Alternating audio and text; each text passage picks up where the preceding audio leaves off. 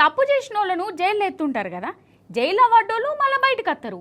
అదేందోనోళ్ళ జైల్లో పడతామని ఎరకయ్యి కూడా తప్పులు చేస్తూనే ఉంటారు, పోలీసులకు దొరుకుతూనే ఉంటారు, జైళ్ళకు పోతూనే ఉంటారు, మళ్ళీ వస్తారు మళ్ళీ పోతారు. ఎందుకబ్బా ఈ కంతురోళ్లకు జైలుకు పోయినా బుద్ధి అత్తలేదు అని నా మనసుకు అనిపించేది.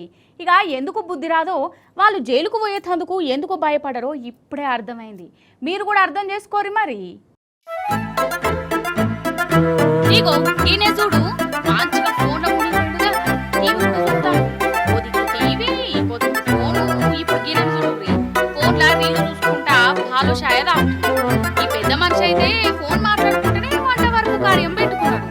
అయినా ఇట్లా అంతగానో ఏమున్నది, ఫోన్ చూసుడు కూడా తప్పేనా? వాళ్ళ ఇంట్లో వాళ్ళు ఫోనే చూసుకుంటారు, టీవీ చూసుకుంటారు, నడిమిట్ల మనకేంది అనేరు. అయితే ఇది ఇల్లు కాదు, జైలు, సెంటర్ జైలు. వీళ్ళు మర్డర్లు బంగారం స్మగ్లింగ్లు చేసి అరెస్ట్ అయిన వాళ్ళు, చెయ్యి పార్టీ పాలన చేస్తున్న